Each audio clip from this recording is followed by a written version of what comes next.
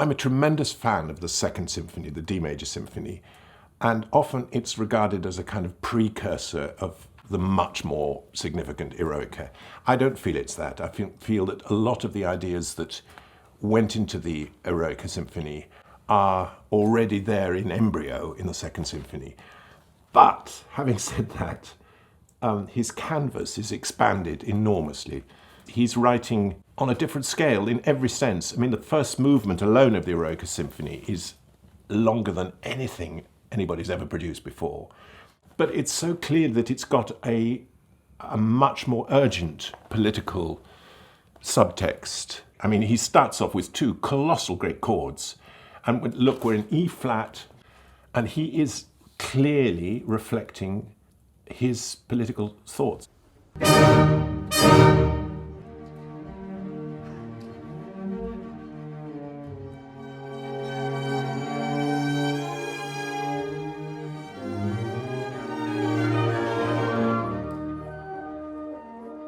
This and the Fifth Symphony are the two symphonies that seem like manifestos. And it's associated, in this case, with the name Napoleon Bonaparte, who was pretty much exact contemporary of Beethoven. And of course, there's a well-known story about how when he heard that Napoleon had been crowned by the Pope and made emperor for life, that he was furious and totally disillusioned and ripped off the title page with its dedication. That may be anecdotal, it may be true, but I think it's sidetracking what's really important here, which is that he is postulating a kind of Promethean hero who stole the fire from the gods. I think much more than the first or second symphonies, the Eroica highlights and pushes into the foreground this whole concept of form and structure, musical structure, as being not simply a coat hanger, a scaffolding on which he can hang his ideas, but actually is a musical element in its own right, that the structure of the music becomes the substance.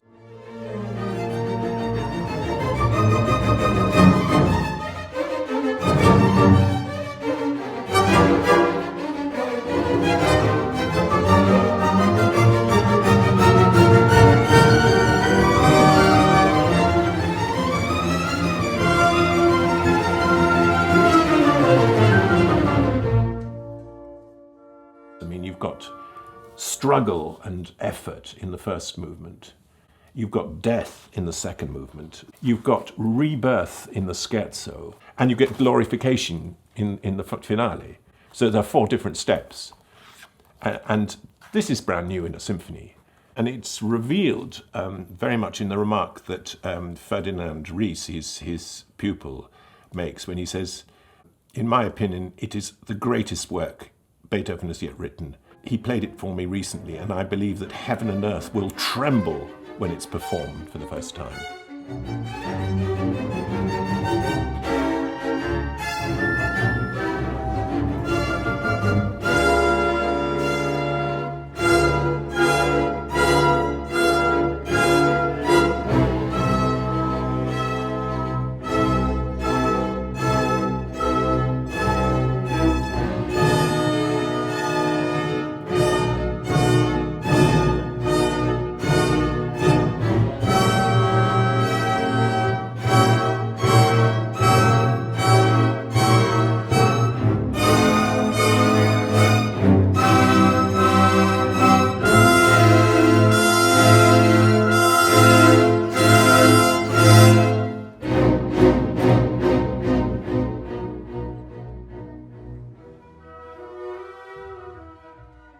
The first movement of the Eroica Symphony lasts for 690 bars.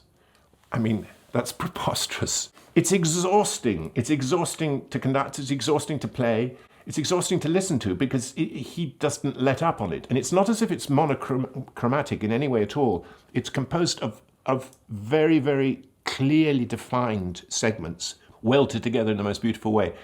He had a sense of his own personal grandeur, and he said, "My nobility is here and here," pointing to his head and his heart. And you feel that in the Eroica Symphony. And that's even more clear in the slow movement, the funeral march.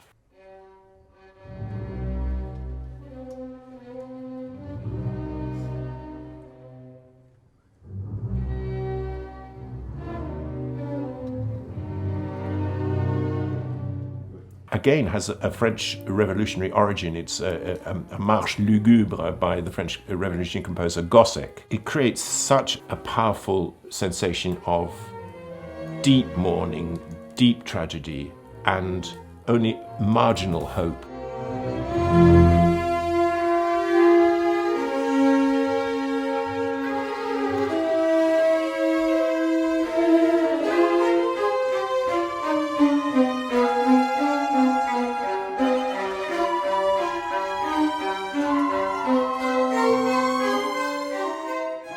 The hope comes in the scherzo that follows, and it's not an in-your-face type of hope. It's a very secretive, muttered pianissimo to start with, and with a moto perpetuo. So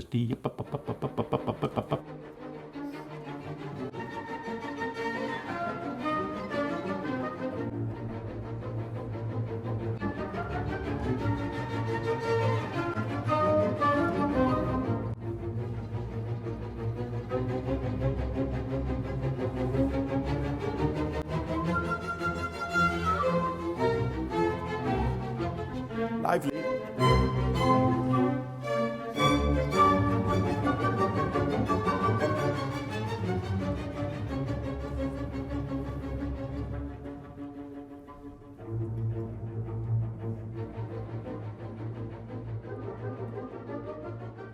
It's not until you get to the horn theme for the trio of horns. This is the first time that he writes for 3 horns, that you sense that this is a resurrection, it's waving banners, it's a celebration.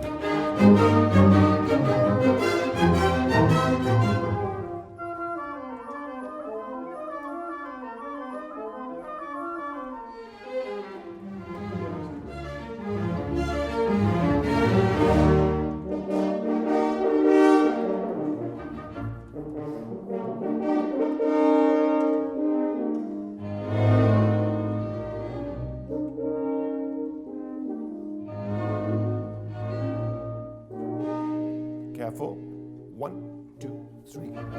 The finale of the Eroica Symphony is a banana skin for a conductor, for an orchestra, and for the listener, because after the opening flourish, there's a lot of kind of hysteria and almost chaos.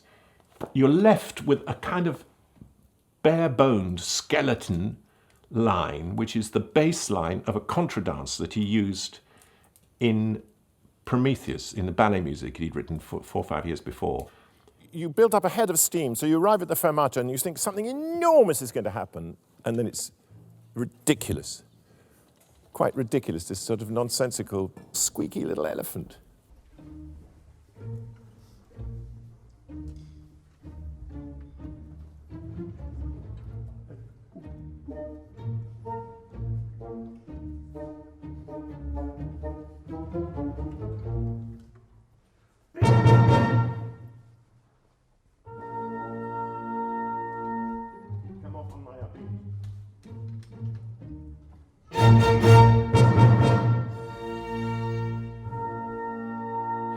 And you think, this is most unpromising. I mean, how can any finale, which should be such a kind of triumphant conclusion to this extraordinary symphony, be based on such a trivial and unpromising tune? Is this Beethoven being, having a laugh, taking the mickey? What's he doing?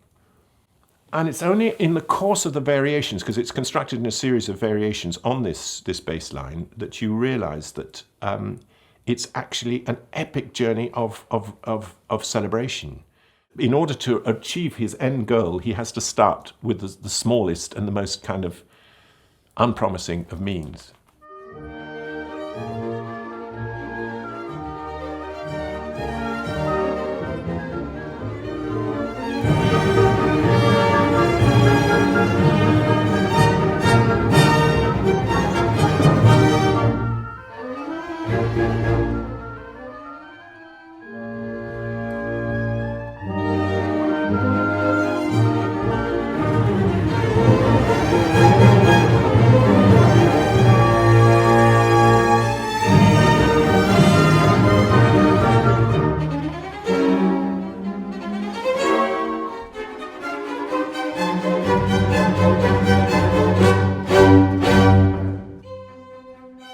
challenge for every performance, every performer, is to find the key to unlocking that structural magnificence and grandeur of the piece. The key to it, to me, of the whole movement comes in the poco andante, which is 3/4 of the way through, when he turns the theme of the Prometheus ballet music into the most beautiful lyrical hymn of thanks. It's like the Heilige Dankgesang of his last quartets. Ti-da-di-da-dum, ti-da-di-da-dum.